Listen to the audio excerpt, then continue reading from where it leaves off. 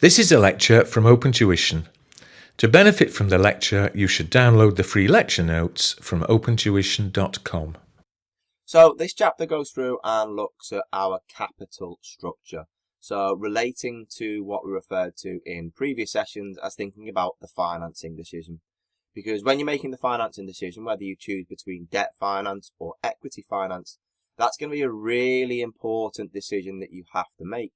Because depending upon whether you choose debt or equity finance, that decision can then go through and have an impact on the value of your business. So if you choose debt over equity or equity over debt, then the value of your business could go up and down accordingly. Okay. What we're going to go through and look at in this first video within your capital structure section is we're going to go through there and look at how and why, essentially, the value of your business will change depending upon how you finance the project.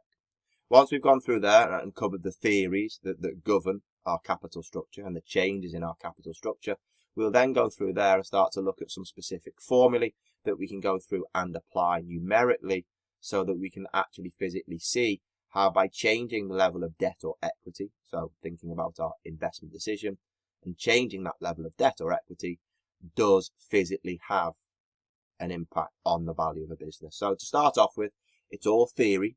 So we have to learn the theory, learn the assumptions, and then once we've gone through and thought about the theory, we can then just go through and apply some numbers with regards to some formula. You probably won't like the first bit with regards to the theory. Nobody ever does. I'm sure you'll go through there and like the numbers, and both can be tested within your F3 exam. Okay. So you've got the notes that are there.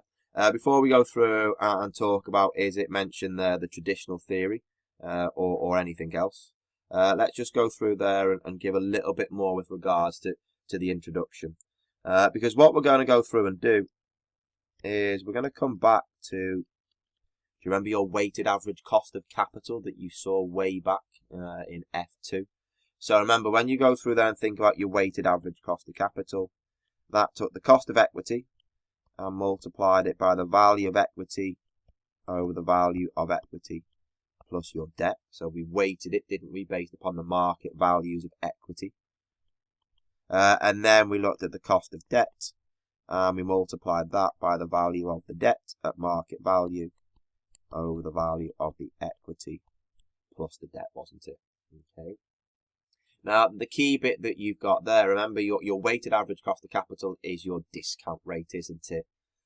So what you've got there is we're going to go through and use that weighted average cost of capital to work out the market value of your business. And we're going to keep it very, very simple. Essentially there, we're going to take the cash flows of the business and assume that they go forever and ever, so into perpetuity. And if we have a perpetuity, then we will divide it by your discount rate. The discount rate there being your weighted average cost of capital. Remember, your perpetuity factor for cash flow from 1 to infinity is 1 over the discount rate, isn't it? So here you take your cash flows and multiply it by 1 over the weighted average cost of capital. Okay. What we're going to have to go through and look at now is how the change in finance will change the weighted average cost of capital, and how that change in weighted average cost of capital will then change the value of the business. And the way in which we go through and look at it with regards to our theories is what happens if we go through there and increase the level of debt within our business. Okay, so if debt increases, so we start off that we are an all equity finance business, so no gearing whatsoever. We've exhausted our equity finance. We want a little bit more cheaper debt finance within the business. So we start to gear up a little bit, don't we? So we start to increase our debt. And if we go through there and increase our debt, essentially there are two factors. Okay. First thing that we've got there is that if we take out more and more debt, then the first thing that is going to go through and happen is that there's going to be a decrease in the weighted average cost of capital. So the first thing that happens is that there is a decrease in your WACC. Okay, why is there a decrease? Well, it's long been accepted, hasn't there, that the debt is a cheaper form of finance than equity. due to the issue cost being cheaper, due to there being, more importantly, the tax savings on the interest that you pay when you take out the debt. So if the cost of debt is less than the cost of equity, because debt is cheaper than equity, if we take out more and more debt, then what's happening there in terms of our calculation is that the weighted average cost of capital is going to be weighted more towards that cheaper debt finance, isn't it? As we take on board more and more debt. So if we take on board more debt, then as the weighted average cost of capital becomes skewed more towards the cheaper cost of debt, then there is a decrease in the weighted average cost of capital. If there is a decrease in the weighted average cost of capital,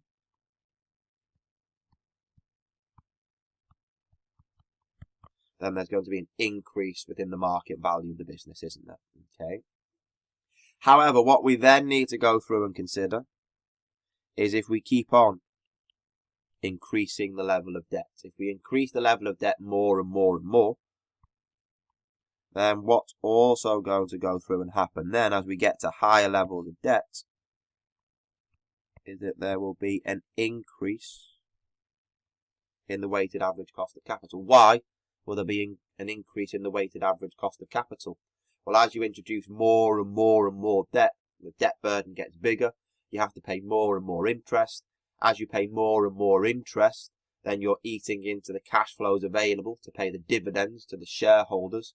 So therefore, because of the higher levels of interest, the shareholders' dividends that they're due to receive become more risky, don't they? Because there could be a situation whereby all of your profits have been paid out as interest and there is nothing then left, are there, in terms of dividends to be paid for the shareholders. So if that's the case, the increased level of risk that the equity holders experience results in an increase within the cost of equity. The cost of equity is more expensive than the cost of debt, and as we have an increase in the cost of equity as the levels of debt begin to increase, there is therefore an increase in the weighted average cost of capital. If there's an increase in the weighted average cost of capital,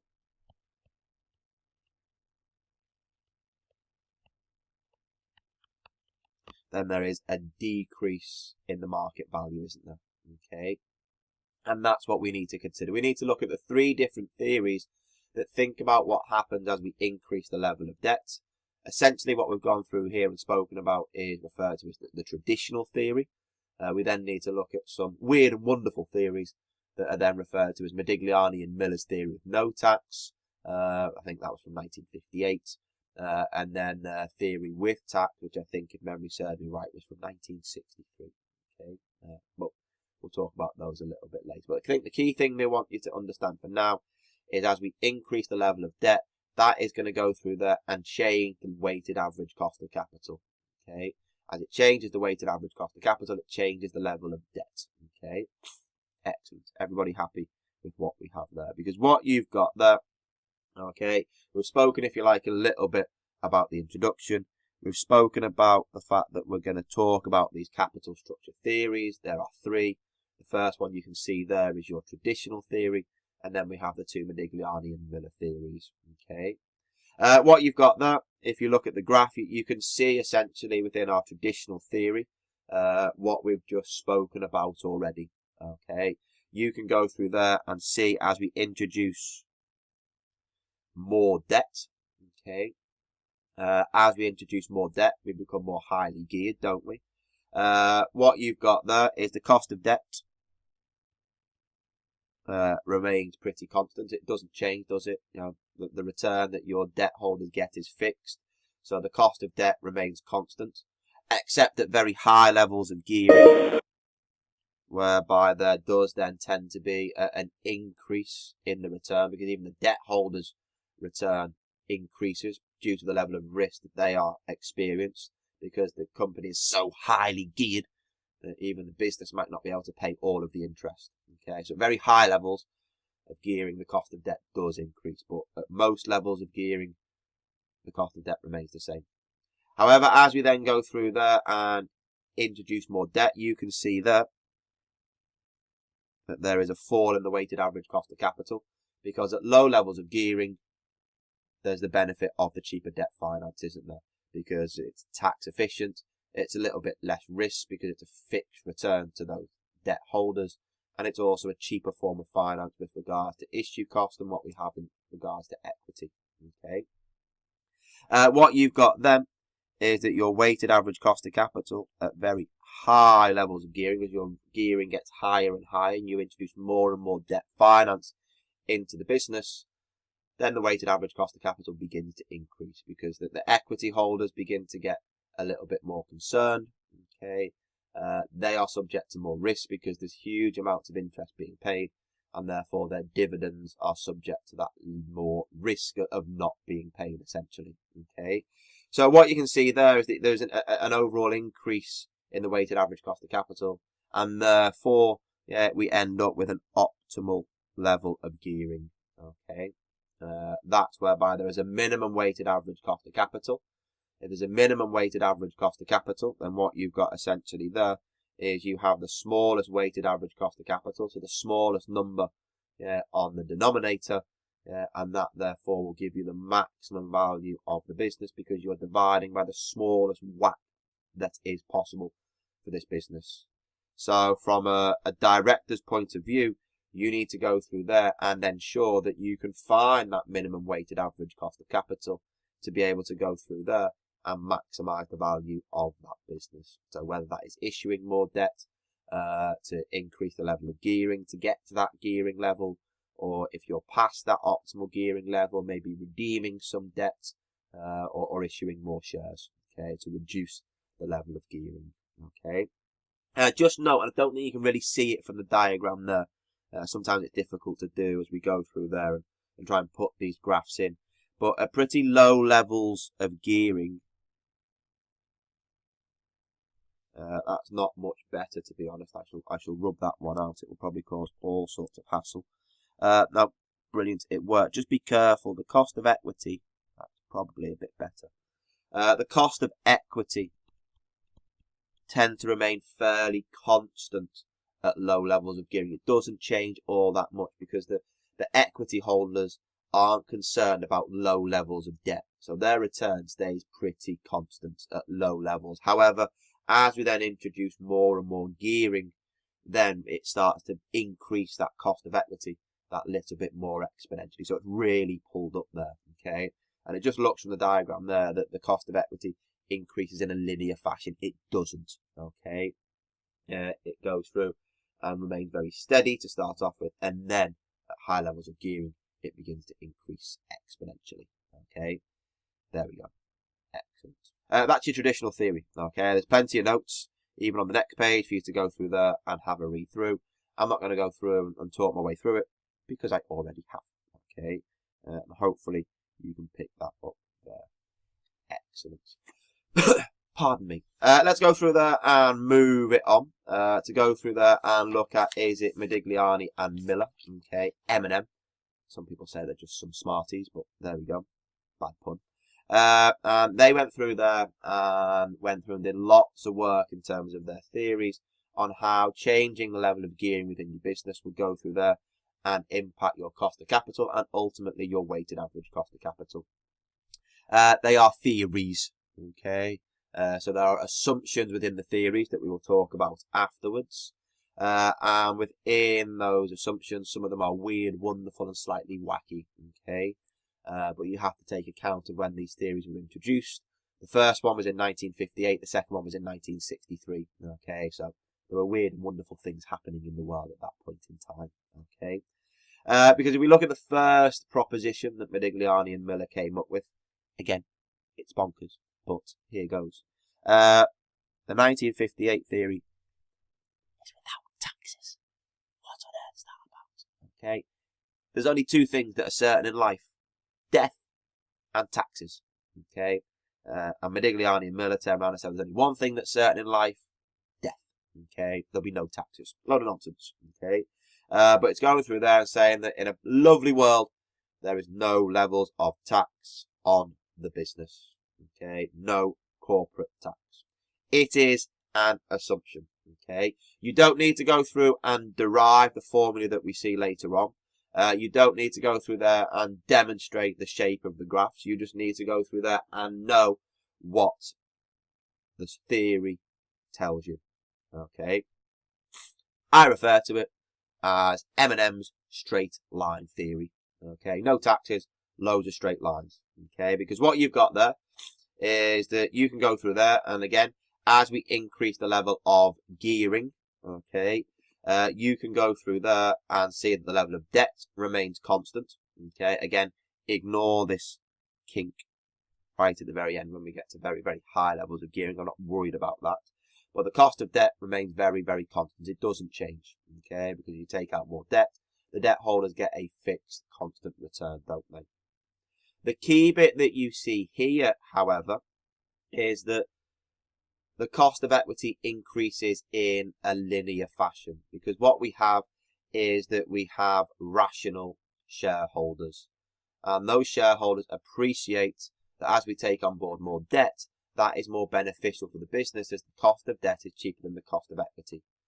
So as the level of gearing increases, the cost of equity increases in direct proportion to the level of debt that we have taken on.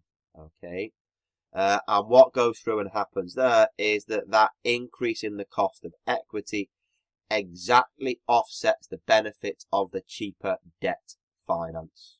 Okay, so yeah, we take out more debt finance, but don't forget that there's no tax. So one of the benefits of debt finance is that it's a bit cheaper than equity because of the tax savings. Well, here there's no tax, so there are essentially no tax savings. So what happens is that the equity holders respond to the fact that we've taken out more debt. It's still cheaper, not as cheap as what it would be if there were to be tax, but remember, it is still cheaper as a form of finance is debt. Okay, so that cheaper debt finance, the equity holders react immediately, and they offset that cheaper debt finance by increasing their level of equity. Or if you like, they increase their risk and their cost of equity. Okay, what therefore happens, because the increase in the cost of equity equally offsets the increase in the benefits of the cheaper debt finance, and the weighted average cost of capital goes through there and remains the same. Okay, there is no change in the weighted average cost of capital. Okay, if that's the case, if the weighted average cost of capital remains the same, there is no change, therefore, in the value of the business. So therefore, there is no optimum value of this business. So the conclusions that you could go through and draw is that it is irrelevant how a company raises finance. Yeah, you can go through and choose debt finance or equity finance and change the level of gearing, given that the weighted average cost of capital is constant. The market value of the business will remain the same. There will be no change in the value of the business regardless of how you go through there and change the level of gearing. Okay, so keep that conclusion in mind. Okay, the conclusion is that the weighted average cost of capital remains the same. The value of the business doesn't change, and therefore, when you're appraising your project, you should appraise it using the weighted average cost of capital. Okay, but that's without tax, and that took place there, was it, in 1958. Okay, I like the sentence that we put in the bottom. Okay, although the above caused a lot of interest at the time, it had limited practical relevance because it ignored all taxes. That's a subtle way of saying it's a load of nonsense. Okay, but so be it. So let's move on, shall we? Let's go through there and look at it with taxes. 5 years later, okay, Modigliani and Miller thought, hang on a minute. We forgot something in our original proposition. We forgot tax. Let's introduce tax and go through and see, therefore, what happened. Okay. Just note, it does go through there and ignores personal tax. We're only thinking about corporate taxes. Okay, we shall talk about personal taxes a little bit later on. The key bit that you've got there now is that because you have tax, there are tax savings on your interest. So what happens there is that the cost of debt is now a bit lower. Okay, you probably can't see that within the diagram. Okay, but that line, that purple line, the cost of debt is now a little bit lower than where it was previously. Okay, because you now have lower debt costs, that means there is a little bit less volatility in the returns that you are generating for the same level of gearing as to what you had previously. Okay, so we're comparing now with tax to when you were without tax. Because it's cheaper, that there means there is less volatility. If something's cheaper, there's a little bit less risk. If there's less risk, it's less volatile, isn't it?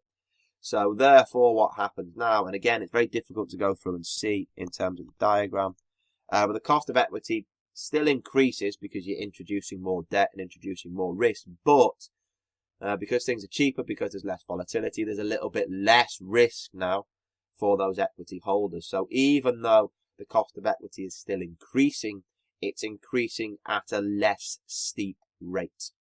Okay, so as it is increasing at a less steep rate, that increase in the cost of equity doesn't offset equally the benefit of the cheaper debt finance.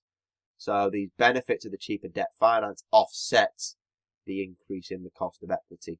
Okay, if you have overall net benefit of cheaper debt finance, then from what we saw earlier with the traditional theory, we're going to have a reduction in the weighted average cost of capital. So you can see there that as we increase the level of gearing, there is a reduction in the weighted average cost of capital, and therefore an increase in the market value of the business. Okay, so what would be my overall conclusions here? Well, what you've got there is that your weighted average cost of capital will fall, and what you should do there is that you should raise as much debt as is possible. Essentially, you should be about 99.9% geared. Okay, gear up as much as is possible. But again, what we see there is that would ultimately be ignoring any bankruptcy costs. If we include the cost of bankruptcy, then yes, the cost of debt will increase at very high levels of gearing, and therefore if it increases at very high levels of gearing, that is ultimately going to push up your weighted average cost of capital. And what you begin to see now is that it starts to look a little bit like what we saw earlier with your traditional theory, whereby there is a minimum weighted average cost of capital that gives you a maximum value of the business, albeit at a much higher level of gearing. Okay, excellent. There we go. Again, theoretically, it might work, but from a practical perspective, it's made so many assumptions that we'll see. One of which is that we ignore personal taxes. It's not on the syllabus, so don't worry. We'll just talk about it as an assumption in a moment. Okay. Yeah, but from a practical perspective, we're not going to go through there and gear up to 99.9% debt over equity, are we? Because the business would not be able to cope with those huge amounts of debt interest payments, would they? Okay, it is just excessive, isn't it? It would introduce too much risk, and the equity holders, even at the very high levels, they would increase their level of risk so much that the cost of equity would increase, and it would just take the weighted average cost of capital to extreme levels. Okay, excellent. So do feel free to go through and have a read through the bits in terms of the detail for the traditional theory, M&M no tax, M&M with tax. You will get used to the style of the questions as you work them through in the revision kit of your chosen provider. Okay, excellent. There we go. So there are some assumptions that we have from Modigliani and Miller. Very simple. Learn them. Okay, it could be one of those horrible select all style questions. So which of the following are assumptions of Modigliani and Miller? Select all that apply. Or which of the following are not assumptions of Modigliani and Miller? Select all that apply. They're horrible, those select all questions, aren't they? Okay. So what have we got? The main assumptions are, first of all, as follows. Shareholders have a perfect knowledge. Okay, a perfect knowledge of what is happening within the business, okay, with regards to the level of debt finance increasing and how that impacts the business. Okay, the shareholders also go through there and act rationally. Okay, there's no irrational investors that get really panicky when we start to introduce debt. The equity holders are aware that debt is cheaper than equity and that there are tax savings on the interest, and that therefore makes it more beneficial to the business overall. Okay. Likewise, we assume as well that there is a perfect market so that when we talk about the weighted average cost of capital changing and it impacting the value of the business, then that does actually go through there and take an impact on the share price of that business. It doesn't. Markets aren't totally perfect. It's unlikely to happen. But if we do change the gearing structure within a business, it does have an impact on the market value, but maybe doesn't impact in the exact way that we will go through and see with our calculations that we see in the next session. Likewise, we also assume there that interest is tax allowable. Obviously, in most jurisdictions, you do get interest and tax deductions on that interest. Obviously, that the higher level of gearing you get more and more deductions in terms of your tax relief on the interest. But what happens there if you're a loss-making entity? If you're loss-making, then you're not going to get the benefits of those tax savings because you're not paying any tax.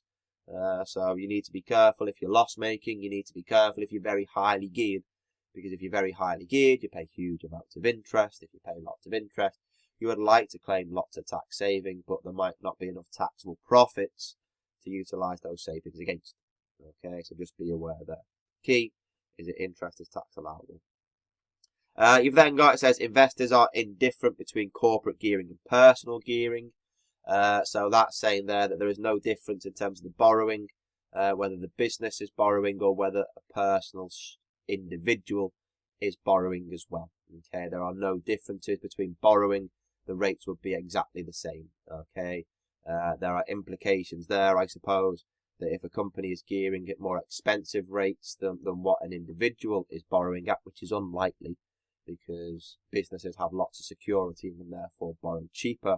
But if the business was borrowing at a more expensive rate than what an individual was borrowing at, then that could have implications in terms of going through and giving the investors a decision to make with regards to whether or not they provide the finance. But I think that's just getting a little bit too complicated. Okay. The other one there that you have as well is that your debt is irredeemable.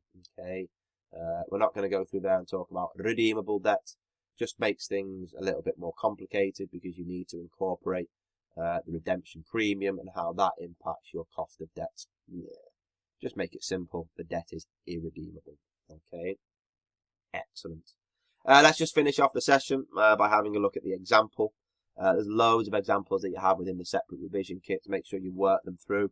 I know they're non-computational, but they're vitally important. Okay. If you can do those qualitative style questions or non-computational, it will serve you well in the exam. It really helps you learn the theories and helps you learn the assumptions. This is just a very brief example. Okay. So here we're looking at Modigliani and Miller's 1963 assumption. So questions could be even as cruel as that, not saying whether or not it's with or without tax. Okay. I don't think a question would ask you to say which year it relates to which theory, but this is one way of testing it. Okay. 1963 is talking about your with tax theory, isn't it? Okay. Again, you have a choice of 4. It doesn't say select all, so it'll be one of the 4 that are correct. Okay, so we're looking at with tax. So we're looking here at this theory here. Okay, so keep that in your mind and what we've spoken about before. Okay, it says the cost of equity remains constant regardless of the level of gearing for the first one. What a load of nonsense. You can see there the cost of equity increases as we increase the level of gearing, can't we? So that first one there does not apply. Okay. Financial distress does not carry any cost. Well, if we go through there and look at high levels of gearing, that's when we spoke about bankruptcy. Bankruptcy is financial distress, isn't it? Okay. And there is a cost of going bankrupt. The cost of debt begins to increase exponentially. Increases the cost of equity, increases the weighted average cost of capital. So there is a cost, isn't there? The weighted average cost of capital will increase, and therefore that reduces the value of the business.